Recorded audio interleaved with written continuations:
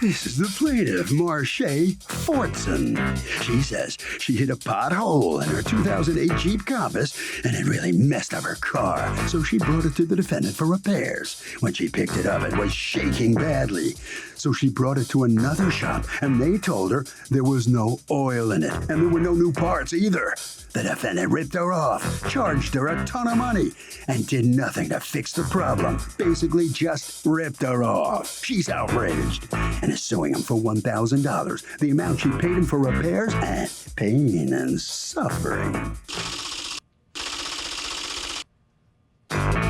This is the defendant, George Hood Jr. He says he made the necessary repairs to the plaintiff's car. Then, 2 months later, she called him, cussing him out, claiming he ripped her off. To accuse him of taking her money and not doing the work is an outrage and insulting, because he would never do something like that. He's accused of taking the money and doing nothing.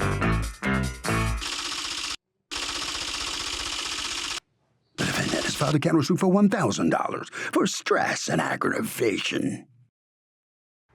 All parties, please raise your right hand. Welcome back to the People's Court. Next case on the docket, the plaintiff hit a pothole, took the car to the repair shop, and the repair shop, he says, made it worse. It was shaking like crazy. The defendant says that she didn't complain for 2 months. It's the case of now I'm going to shake your booty.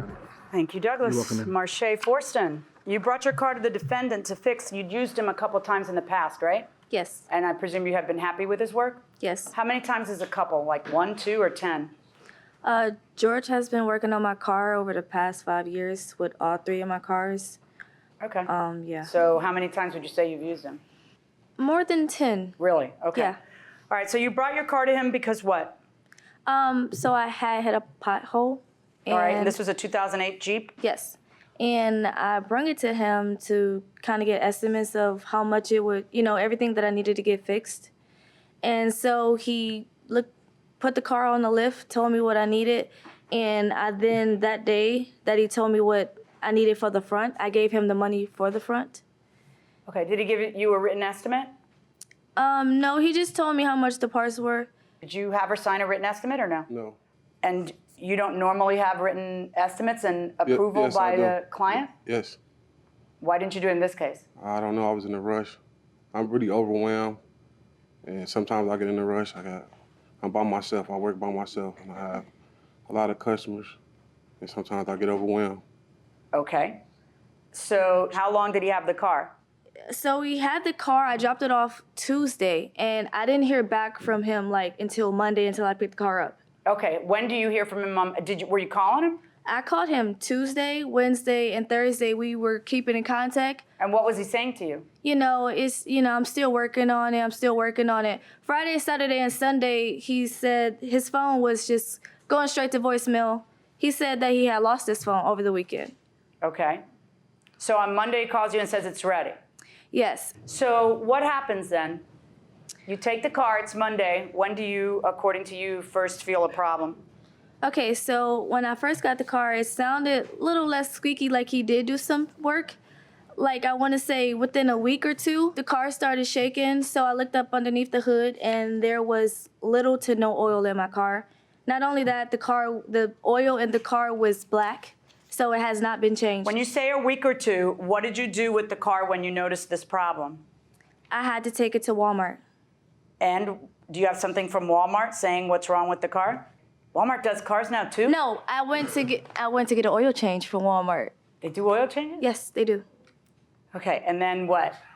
So they changed the oil. Anything they don't do? Honestly, can they raise my I called George kids and for I me? told him because I had bought the oil from AutoZone. Do you have any proof of when you went to Walmart? No, I don't have that. Okay. I could probably pull the transaction the day I bought the oil and stuff. You could pull it from where? Like my account. Do it. Let's see that. She does finally take the car somewhere else, and they say rear lateral links rusting, and bolt kits are installed incorrectly, rear lower control arms clunking against the frame, left front lower ball joint worn out and needs replacing. Okay. So what say you to what they say? I'm not disputing that there's a problem with her car. She never brought it back. She started cussing me out. I stopped work. I can't deal with nobody cursing at me. All All right. and but accusing me of not doing the work. the lower control arms clunking against the frame would mean that they're saying it was installed incorrectly and that this is happening. That would be something that you did do, the rear lower control arm, right? Yes. Right. Do you have a bill for her itemizing the stuff that you did for her eventually or no? No. You serious? How do you pay the tax man if you're not keeping good records of what it is that is coming into your... So I just hired me an accountant. Okay, but your accountant can't make up stuff. He I'm needs not to making do up it. nothing. I'm not making up nothing. I No, can do just you go by understand my what I'm saying? receipt. If Yeah, you're I not understand. giving a receipt to each person who comes in, then you're not accurately reporting to your accountant. You have nothing to give your accountant if you don't have paperwork for this case. Yes, ma'am. You know, well, you do have this. You can tell him, hey, make this a business expense, but then you're not telling him your income, you know, which is a problem. All right. What did they end up doing? Remove and replace control arm. Remove and replace trailing link. What's a trailing link? The trailer arm bushings, maybe. They have different names for the different cars. It'd be the same part though. But it's trailer arm bushings. And they could say anything. They could have said. Well, they could say anything, and you could say anything. And the problem is you're the guy getting sued, so you're more likely to say anything. But yes, I know the next place can say anything, but you'd be on much higher ground if there was some paperwork for me to look at that shows that you got her consent for the repair, that shows what you did, because it got kind of nasty. Like, she wanted you to show her proof, and then you didn't. Now, you have a video, an audio tape recording because you were secretly recording them at the place. I can't listen to it. You live in a two-party consent state, all right? You can't secretly record people. It's actually a felony in your state. Don't do that again. It's not clever. It's a crime. So I can't even listen to what he said to you that day. So would you ever leave your car at a repair shop without getting a written estimate? Yes. Why? I do it all the time because I've been there a number of times, trust them. Okay, sir. Hell no. Because? I'm an adjuster. I wouldn't do it. Oh my God, are you really an adjuster? Yes. So you see, the repair shops often kind of try to pad stuff? Well, you're on the, come on. Yes, they have. Ooh, I had no idea, wow. What else you want to tell me? Going inside the card room. I can listen to what you say he said, but I cannot listen to a recording. According to you, what did he say? I went to the shop and I asked him if he can either write me out a receipt or show me the parts that he actually bought, because Firestone is saying that there are no new parts on my car. He then said that he's not going to show me anything and I should just get out of his shop. Okay, but I need you to stop a second, because where does Firestone in writing here say that something he says he put in new isn't new? The control arms. Okay, what it says here is not that it's not new, it says that it's installed improperly. But I paid him the money to get the control arms. Yes, I know. And then he installed it improperly. That doesn't mean he didn't get a control arm. I'm seeing the receipt for a control arm from a different, a place, and the dates are correct. So, and your new place, Firestone, is saying that they're not saying this is a 10-year-old control arm. What they're saying is it was installed improperly. So that's worth something, obviously, because you had to redo it. I get it. Yeah. But that's not the same as you didn't buy a single part and you completely hoodwinked me. It's you didn't do a good job. There's a distinction. So he said he fixed the control arm and the trailer. Can you hold on one second? Okay, why do you suppose that there was a problem pretty much quickly thereafter with the oil? Because she just, months before, I just put an oil pan on her car. When she bought the car, the oil pan was rusty. It was leaking. She was driving it with leaking oil for months. Replaced the pan, so there's damage to the engine. The internal damage to the engine, it gotta be done. How did she have no oil so quickly thereafter? That's my question. That's what I'm saying. That's what I'm trying to explain to you, Your Honor. It gotta be some like oil rings. It could be anything burning off that oil. That bad tune-up, anything could burn oil. It could be a small leak. It could be anything burning oil. But I did do the work. I believe that you did work. I don't think that she was right when she accused you of not having done anything. I think she was suspicious because you didn't pony up the receipts. Right. And I think she was suspicious because she thinks that the Firestone folks told her that there's nothing new here. But I don't see that on their report. What I see on the report, though I do see this, is that stuff was done incorrectly and that they had to redo it. And it's, you know, that's pretty good evidence. I mean, yes, could, another place lie because they want to gin up work? Yeah, I suppose they could do that. But, I have no evidence to suggest that.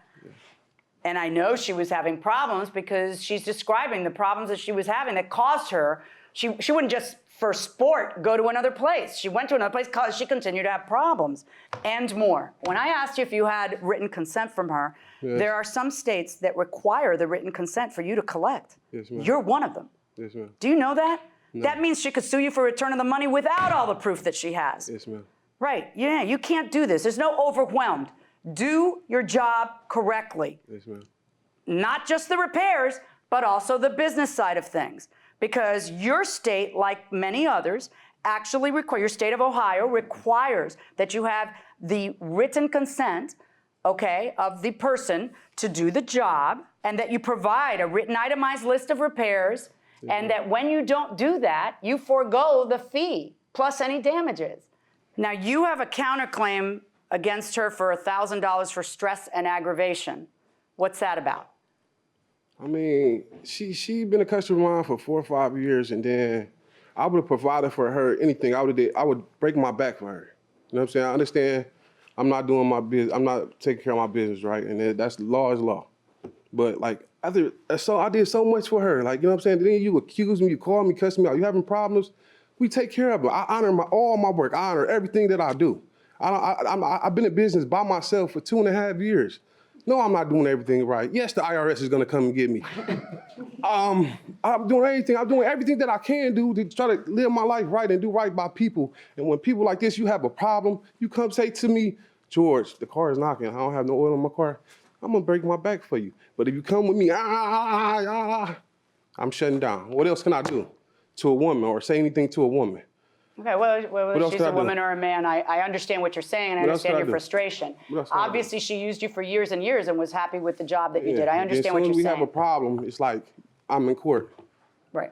That's outrageous. That's outrageous. It's cool, though. I think that the reason that what led to that was, the stuff that the next place was saying about. Exactly, that's what I'm saying. And I understand that, but that doesn't entitle you to $1,000 in stress and aggravation. So on your counterclaim 0, and on her claim against you, for the reasons I've already explained, she's entitled to the $600. Okay, back. Good luck, folks. All right, you too. So the plaintiff is going to get back $600. Mr. Hood, it's obvious you're really bothered by this. Oh, no, it's all right, man. I don't wish no ill will on her. She's a great woman, you know what I'm saying? Everybody has trouble. We got to do everything we got to do. You seem like a really nice guy. Yep. I think you probably learned something here in court today about the legality of what you got to do. Right. The documents you got to have. Yes. You understand all that? Yes, sir. All right, good luck to you. All right. Thank you very much. Ms. Fortson, well, you're going to get your money back, all right? He's upset that you sued him. That you got He so mad should at be. him. If he doesn't do the job, then if you didn't have enough people, you should have just told me. I would have took it to somebody else. Yeah. Okay. All right. Well, congratulations. Thank you. Thank Have you a very good much. Okay. Harvey? So I don't want to shade this guy because I'm sure he has a very honest auto repair shop guy, but it is a terrible idea not to get a written estimate because even if the person is honest, even if they're honest, sometimes they're just, people's memories are different. People make assumptions that, might be reasonable on both sides. And then all of a sudden you have to work it out if one person didn't want something and one person did the work. So even if it's honest and reasonable, get a written estimate.